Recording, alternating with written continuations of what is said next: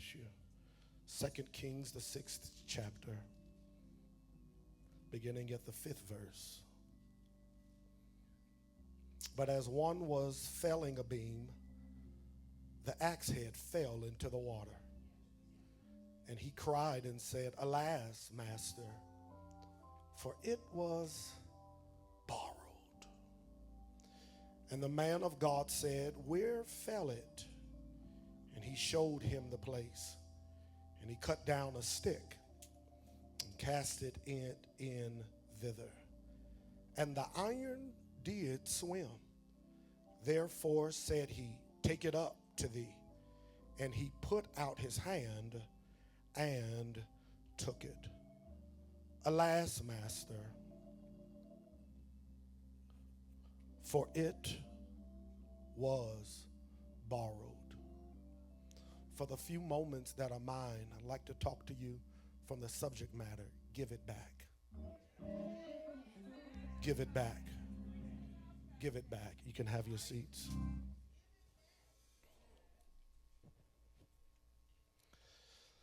Beloved, we are entering into the greatest financial, psychological, emotional, physical, and supernatural seasons of our life. Beloved, we are entering into the greatest financial, psychological, emotional, physical, and supernatural seasons of our life, so that no one is left behind. We are entering into the greatest financial, psychological, emotional, physical, and supernatural seasons of our life.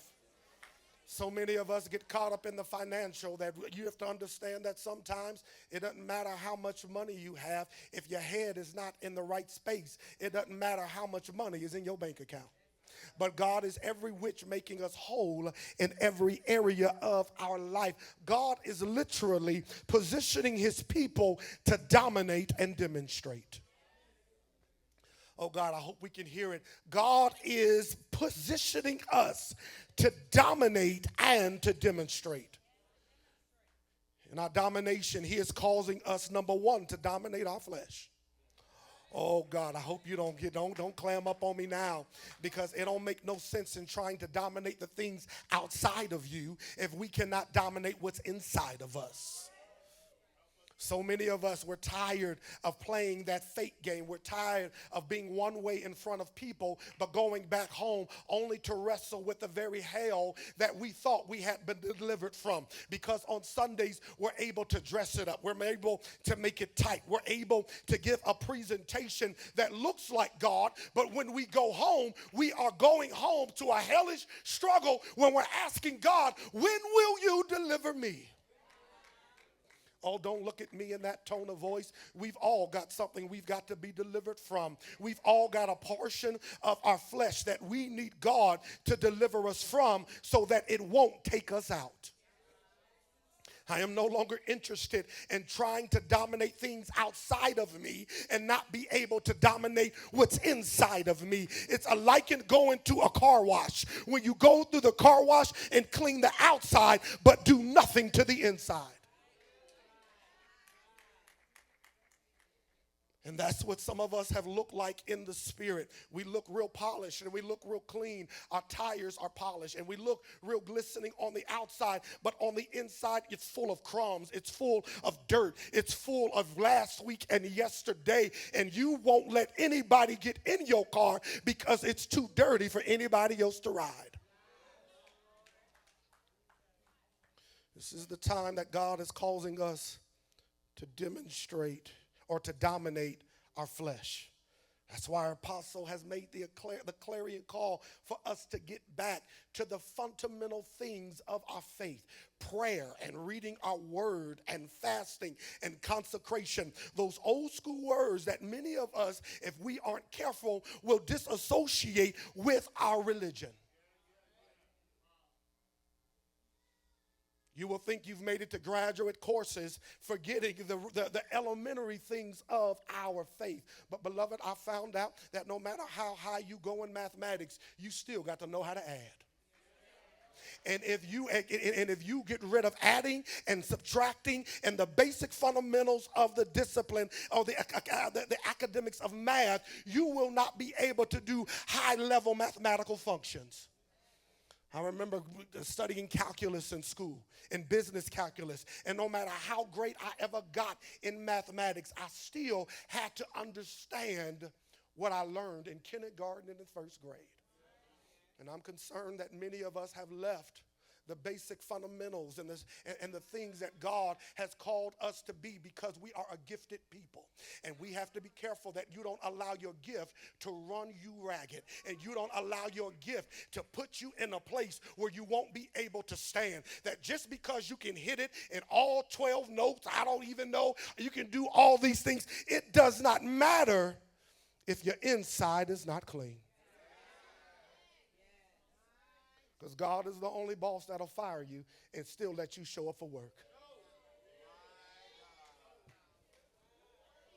He'll still let you come to church. He'll still let you put on your Sunday's best. He'll still let you do all these things, and you walking around with spite and envy. And you ain't smoking, and you ain't doping, and you ain't drinking, and you ain't tipping. But baby, your heart is so desperately wicked. And you learned it from the people that raised you, and you have now made it all right to be that way in church. We've become so judgmental for everybody that's dealing with a sin that doesn't belong to us.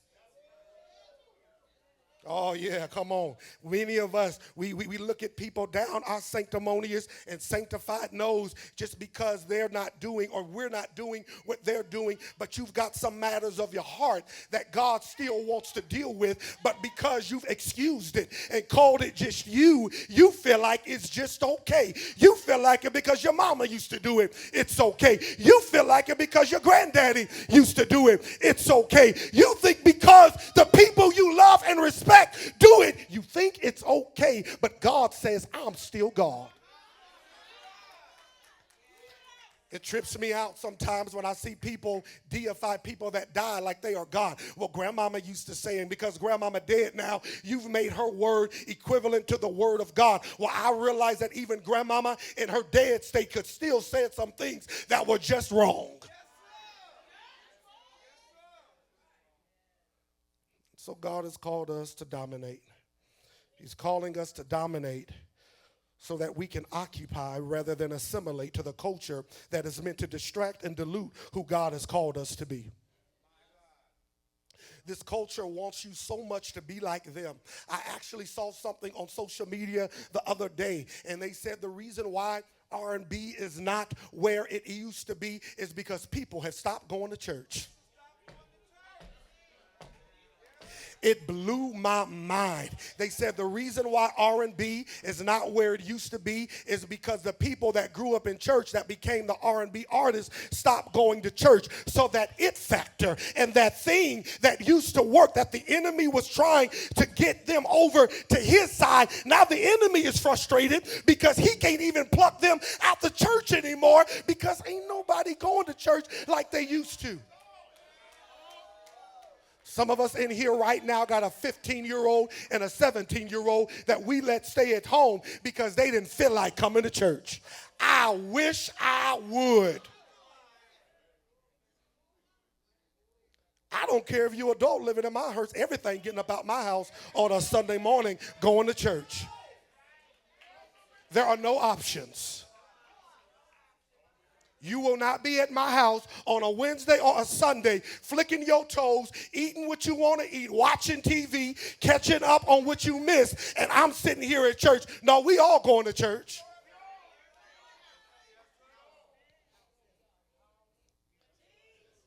But they're trying to assimilate us into a culture. I've come to realize that the world don't mind you bringing your Jesus. They just want your Jesus along with its devil. See, it's only in the church that they say only Jesus. See, it's the church that say, no, we don't do that type of stuff over here. At least that's what we used to say.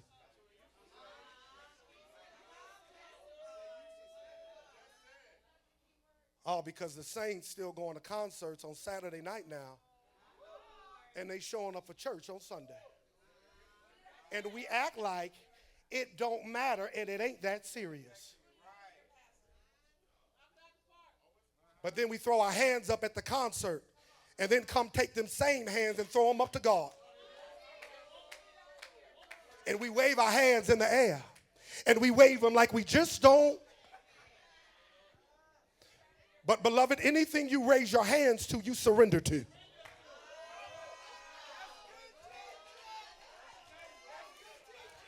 You are likened to a tree when the wind blows and it bow down and it comes back up. And if it don't take all of that, then why aren't we further along than where we should be? Oh, church, quiet, because now I'm dealing with your culture. Not realizing we are our own culture. When did gospel music become so boring? Oh, when the gospel artists became secular artists. And we sit up in here saying all that holy rolling stuff, it don't matter no more. But it's one of the reasons why we're struggling so hard. I realize that there's certain things I can't even watch on TV no more. Oh, come on. Come on. I used to come home and watch Law and Order and all that stuff and love the show. Ain't nothing against it. But then lay my big head on that pillow and I would have restless nights because I'm trying to save somebody from some type of event. And I'm like, Vaughn, why are you struggling in your seat? It's because it's what you watched before you went to sleep. I'm rescuing little girls out of little pigeon coops and all this stuff. Like, little girl, come to me. It's all right. Come to the light, Caroline. I'm doing all this stuff, and I'm trying to get them into a place, and I'm having restless nights. Because what I allowed into my soul and into my psyche. I remember listening to secular music. Oh, yeah. It had me feeling a certain type of way. I felt like I was invincible. I felt like I was untouchable. I felt like could nobody take me out. I felt like if you want some, you come get some. But it was not the Spirit of God. I ain't getting too many amens because y'all still got them on your phone right now. Ooh, look at you looking at me in that tone of voice. Yeah, you're going to one of them old school preachers.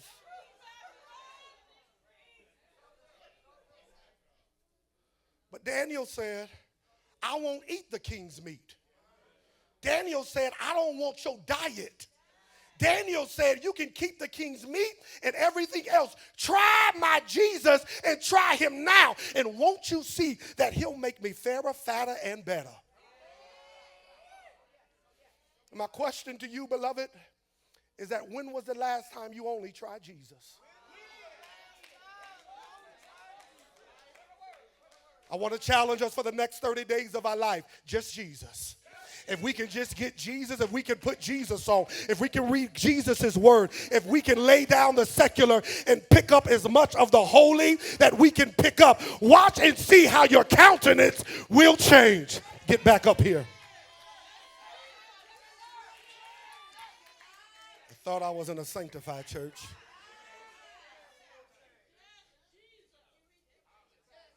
So this culture on the outside wants us to blend.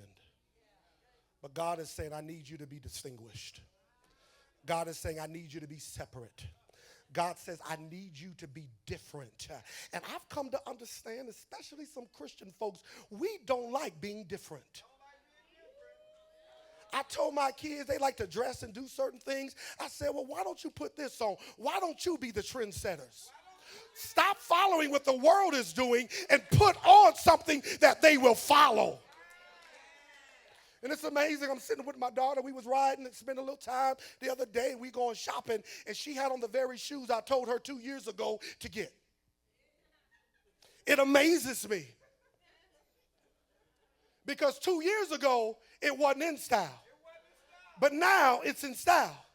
But could it be that God was trying to be prophetic and usher in a style for her and for this generation that we just ain't seen yet?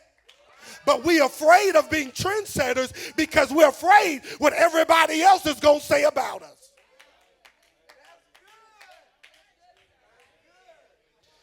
And I understand something about business. If you're the first one in, you generally get the most out of it. The way if you understand anything about investment, if you're able to get in when it's low, if you're able to get in when it don't cost that much, when you're able to get in when it's not in style, and when you're able to get in when nobody is paying it any attention, you'll be able to get in low, and when it sells high, you'll cash in. Say, God, give me my prophetic eye. Not only is he causing us to dominate, he's causing us to demonstrate. Oh, God. This is like no other time, a time where you just got to get it done. Oh, God. God is literally taking it out of our heads and out of our hearts and putting it into our hands. Oh, yep. I knew y'all get cold on me right there because so many of us have so many ideas. So many of us have so many promises. So many of us are so innovative. So many of us have all these business ideas. So many of us have all these things living in our spirit, but it is not magnified or is not manifested to the outside, and that's why you're still frustrated. Ooh. Somebody right now is thinking about that thing that they was thinking about. So you're thinking about that business idea. You're thinking about that one thing that was going to require a little bit of faith, and God was going to handle the rest, but it was safer in your heart. Oh, God, and we've been playing it safe far too long. We've been playing it safe far too long because you're afraid, because you're scared of what people are going to think, because you're afraid that you're not going to have no more money if you invest in yourself. Well, I've learned something about millionaires, that when you have the millionaire mentality, you can lose $1 million and gain $1 million, just like that.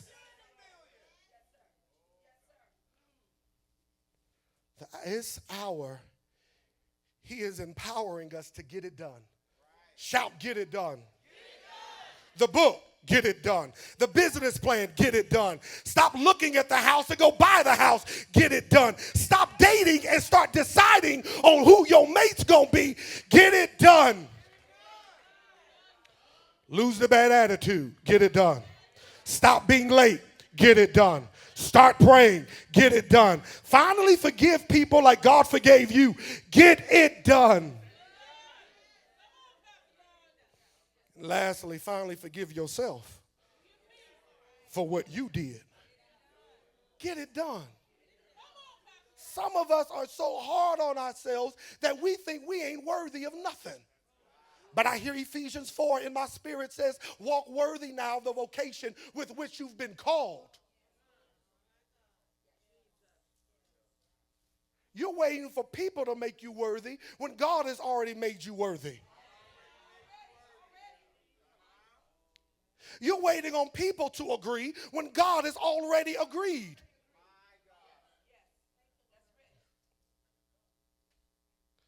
But I have a concern.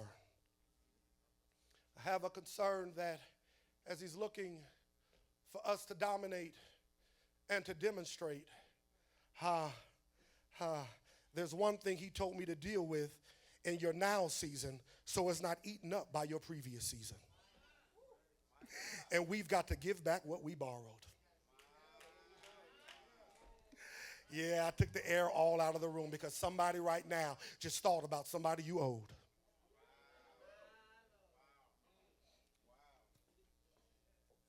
It's borrowing.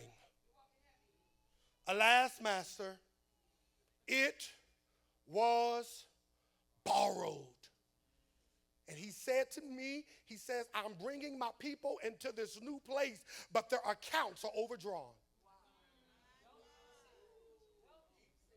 Their accounts have been overdrawn with borrowing.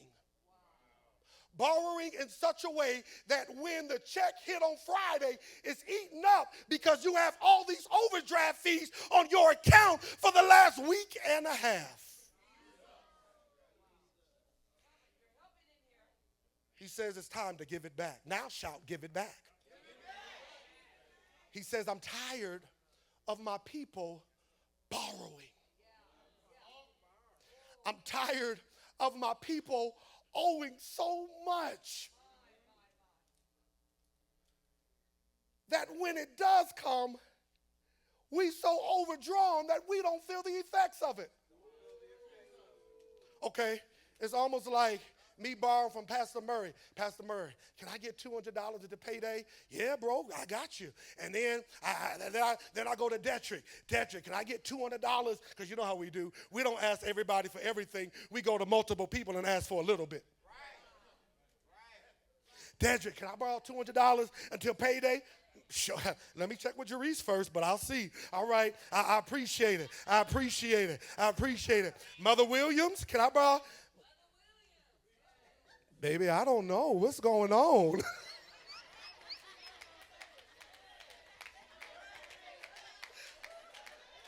Say, thank God for wisdom. Some of us don't ask enough questions. And so we get to this place and we've borrowed so much that when it's time for payday, we've got to pay everybody back, and we're back in the same cycle.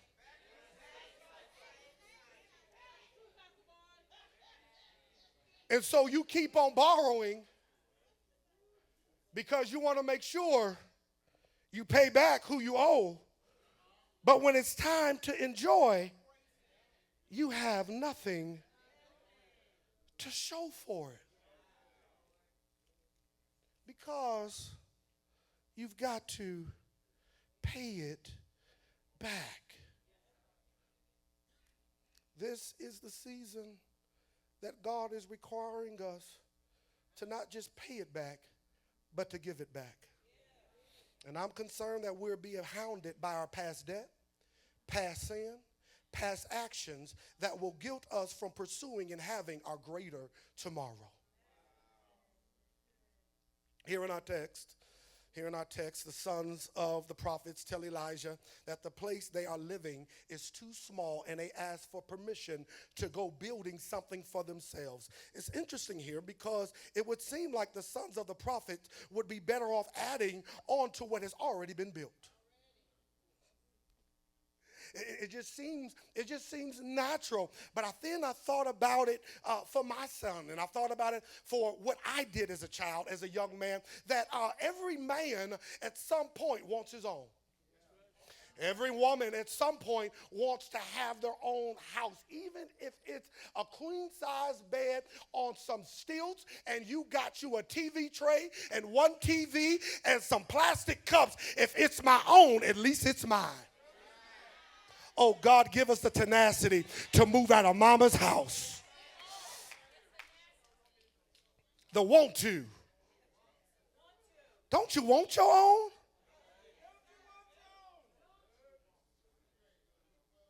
I'm sorry.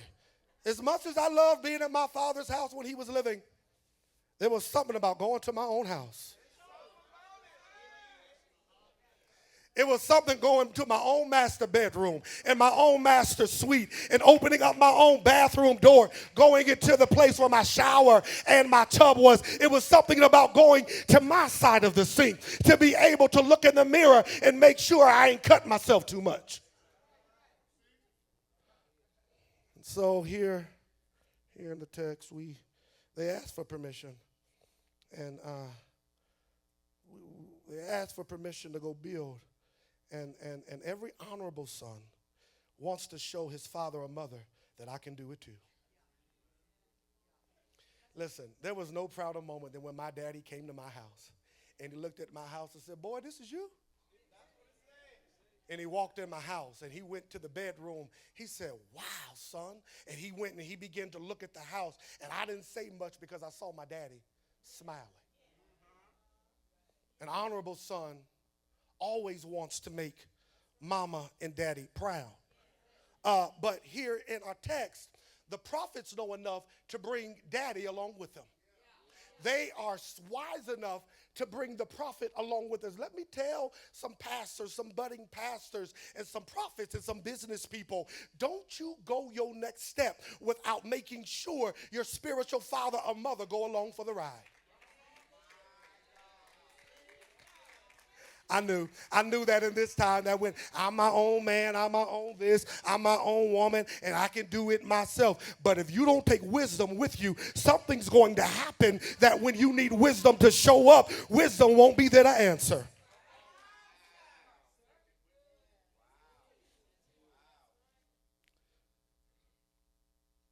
So they had to build. What's interesting, Pastor Murray, in the text is that they had to build with something that was borrowed.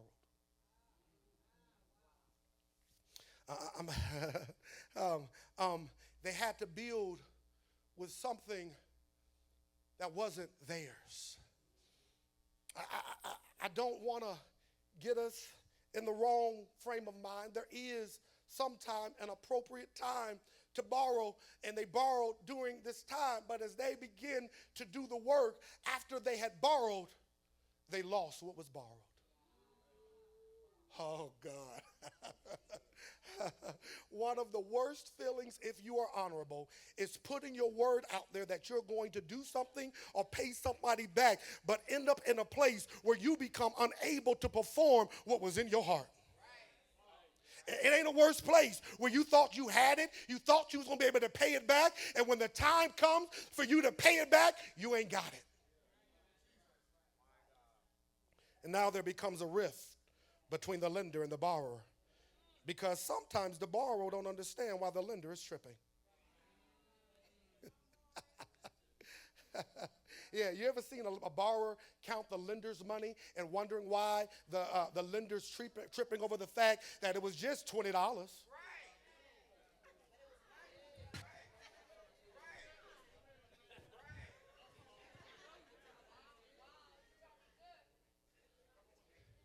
Well, if it was so little, why did you have to borrow it? Here, a little funky $10 back.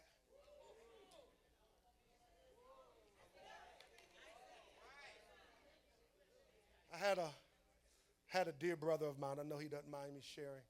Many years ago, there was a rift. He borrowed some money from me. It wasn't a lot of money. 40, 60, whatever it was, $40. He asked me to borrow. Well, the time came to pay back. When it was time to pay back, he walked the other way. Act like he forgot. And so it did something to me. And I said, oh, God, what is that in my heart? I want to fight. And it went on for a couple of days. Minister Jones, it went on for a couple of days. And we were in a convention. And so I said, I ain't going to mess up doing convention. I ain't about to put a stain on the convention. I'm just going to act like it's all good and keep walking away and keep acting like everything good. And one day they had the unmitigated gall to say to me, bro, why you tripping? You ain't said to me in the last few days.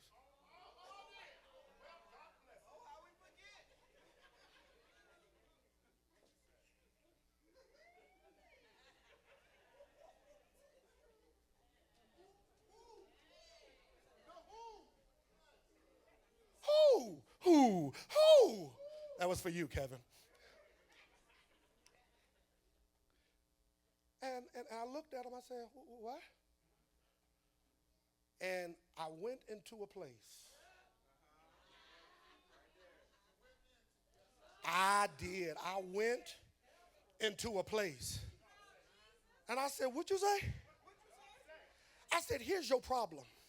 I said, the $40 don't mean nothing to me. It's the fact that we are brothers, and you have the nerve to walk by me after the time of payment and act like you didn't owe it to me. And then the first words you speak to me is, why you tripping? Let me tell you why I'm tripping. Because I feel like as a brother, you don't honor me. I feel like as a brother, you don't respect me. I feel like as a brother that could have been my last, and you don't care nothing about it.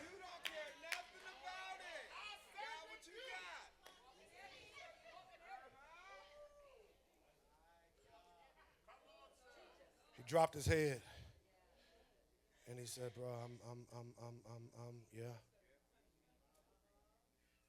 And we brothers to this day. But I wanted my $40 back. Because at this point, he could have come to me and said, brother, I don't have the $40. And what I've done, I would have forgiven the $40. Because as a brother, I don't want to put another brother in a spot where he is struggling to pay me back because he has got himself in a pickle. You do know that in the Bible, the Jews were unable to even charge each other interest. It's called usury. All right, get there, Jamison.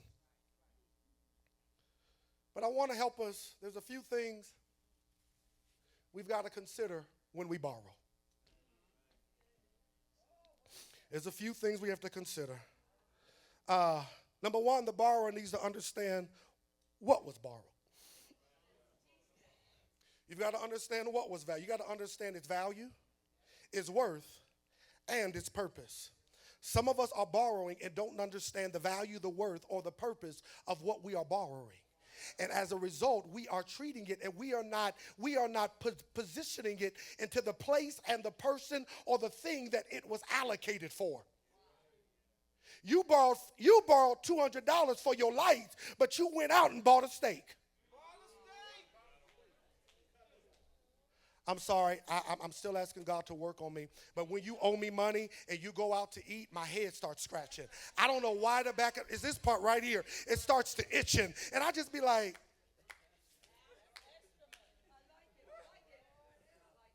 because I know what it's like to go home and make tacos and spaghetti.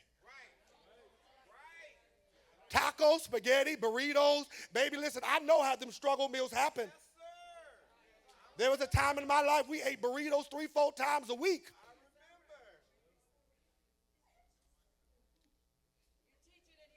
But we've got to understand the value and the purpose of what we borrow. See, people who don't have a wealthy mentality, they're throwing this to the side and saying whatever. They're saying, oh, whatever, come on. Ain't nobody tripping about no $40. But it's the principality of the issue. Smoky?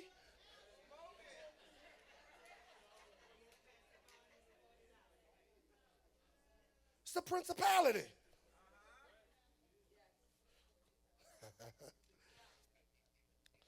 Next, you got to understand the terms of the loan.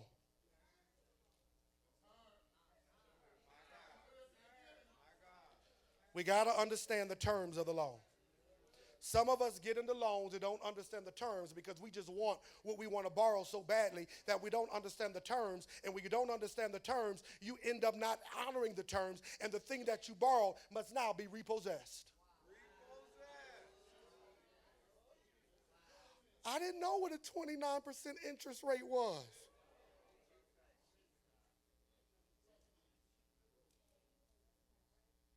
You've been paying on that thing for 4-5 years and owe the same amount of money. You've got to, when we borrow, understand the terms of the loan. I'm from the hood, so here it is, that when we used to borrow 100, we get back 140, 150. And when you didn't give back what you said, then some other things would happen because you didn't understand the terms of the loan. My name is Lene. And I've got plenty. Some of you young ones don't know what I'm talking about. But when Lenny showed up, and I forget that other one's name, whenever they gave you a loan, baby, you was never getting back what you gave. It's called loan sharks.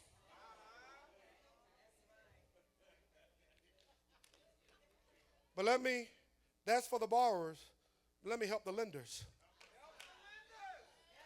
Lenders, you've got to understand who you're lending to.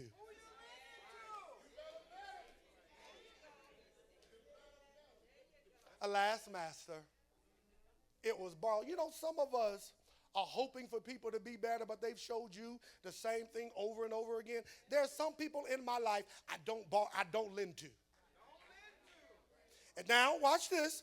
If they need it and if I have it to give it, I'm going to give it with no expectation of anything coming back to me, because I still love them and I ain't going to throw them away. So if they have a need and I have it, I give it. Because I'm not going to set me up, them up, or my heart up to ask for you to pay it back. One of my dearest friends who passed last year, he called me on, he wasn't even a father, but he said, Vaughn, I want a haircut for Father's Day. I miss that man. He crazy as I don't know what. And I was going through with my daddy, so I really didn't understand everything he had going on. But he had throat cancer. And I didn't know. But all I knew was, he said, Vaughn, I'm going to pay that back to you. I said, nah, bro, that's for you. And I was so glad, because when he transitioned not owing me a thing. When you are lending, you've got to understand who you're lending to. Are they worthy to be lent to? Because some of us have ignored the telltale signs, and we getting mad because the one we lent to, everybody and their mama told you, I don't know about that. They gave you the hood sign language.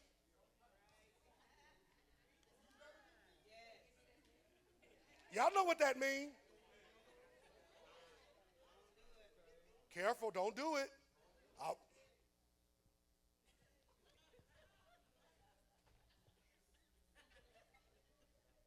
And we ignored it. Let me get there. But I've come to talk to some people who have not done a great job paying it back. And as a result, we are afraid of answering the phone. We're afraid to show our face. And your name has taken a hit that very few respect anymore, and that includes hell. I really wanted to hoop this, but play softly. I'm going to talk it out.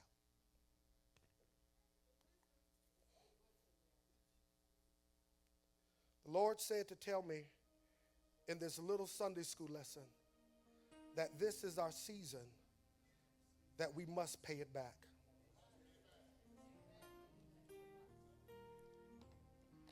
I really wanted to hoop this and drive it and do all that, but this is our season where we've got to give it back.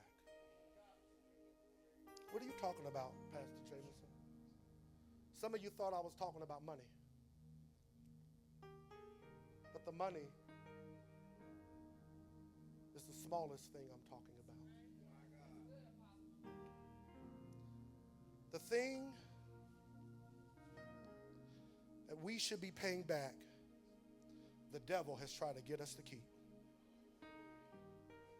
Oh, God.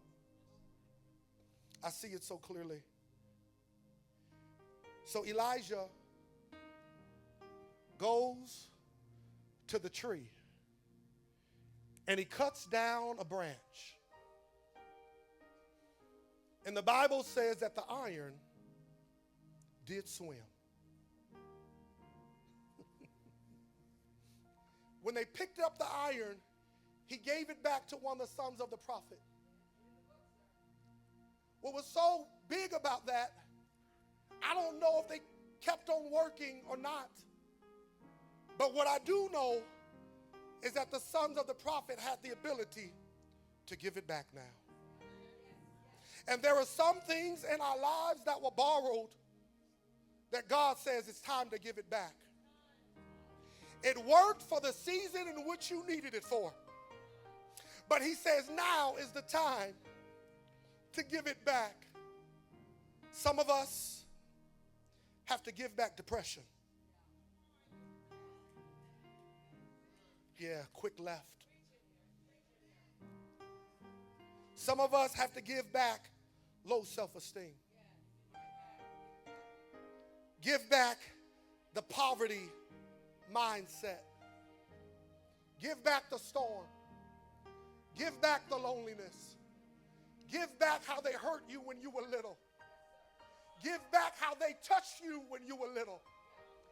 Give it back because it was borrowed. And some of you are walking around with some things that were borrowed and you refuse to give it back. And so you're walking around with a weight. But alas, Master, it was borrowed. Jesus paints this picture of borrowing because when they whipped him all night long, when they led him up the Via Dolorosa, when they put him on Golgotha's hill, Calvary's mountain, he bled and he died. But when he bled and he died, and when he had given up the ghost and said, "It is finished," early Sunday morning,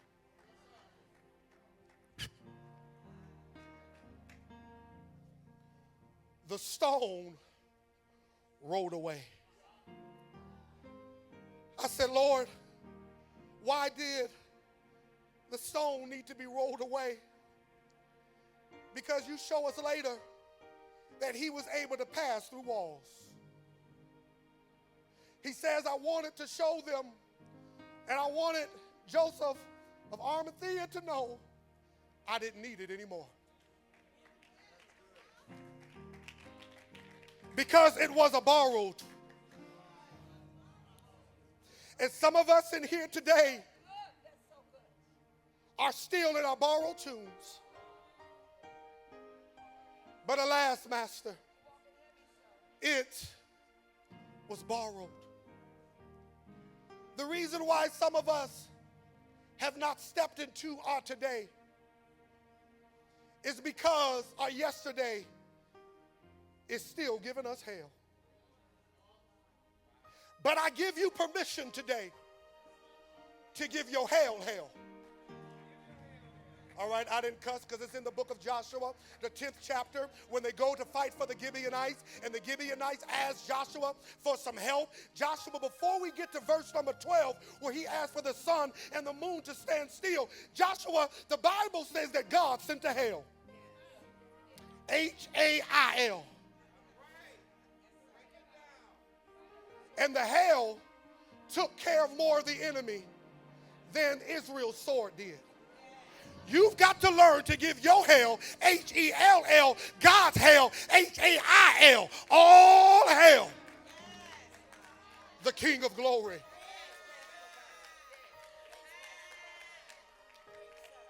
Today I came for the one who's been holding on to what you should have paid back by now. I'm telling you to give it back. I know it hurt. I know you still remember how they handled you. I know how you still remember how they left you hanging. You remember how they abandoned you. You remember the divorce. You remember the letdown. You remember the perversion. But it's still with you. And today, he told me to tell his people, give it back. For we are lenders and not borrowers. Say, I am a lender and not a borrower. Everyone standing.